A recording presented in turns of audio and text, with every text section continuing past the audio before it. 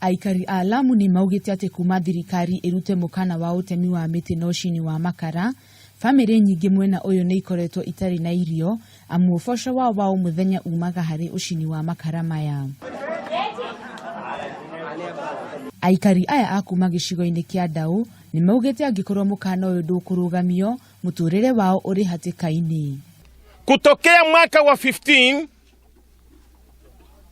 imeendelea mikoko hiyo kukatwa na kusafirishwa mpaka katika 50s mpaka 60s 1960s.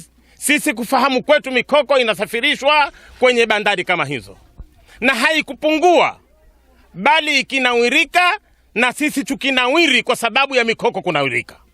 Kurumirira aciari kwaga wiki, riu ciana nyingi irathi mitito-ini gwetha gia kuria, kuria riu maragetha matunda mitito-ini amu ng'aragu ni ehereire micini yao thutha wa kwaga gia kuria. Mwarimu umwe kuma thukuru wa Ndau ni augite namba ya ciana thukuru-ini ucio ni nyihite ni undu wa aciari kwaga marihi ma thukuru maria maumanaga na ucini wa makara. Nimesoma nikasomesha kwa kazi ya mikoko kutokana na babu zetu na baba zetu. Lakini tokea serikali ipige marufuku kataji wa mikoko, hata shule pia imeathirika.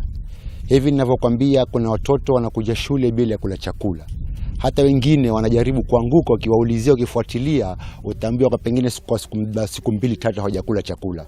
Kwa sababu gani? Wazazi wao hawana chakula cha kuwapatia. Kwa hivyo hii tayari imeathiri kielimu pakubwa sana.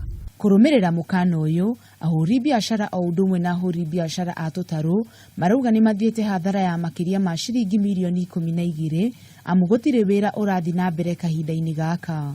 Sisi tulikuwa tukaendelea kazi bana Lamu ya mikoko tukipeleka, na ghafla tu tunaambiwa mpaka dakika hii mikoko haina ruhusa kukatwa, majahazi yote yaende nyumbani.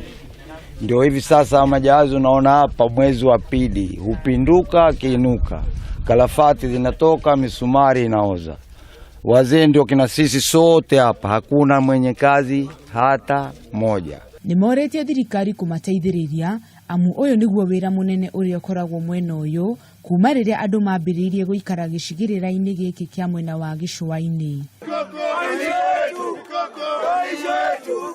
Handũ-inĩ ha Kameme TV, ritwa riakwa ni Wanjiku wa Kahiũ.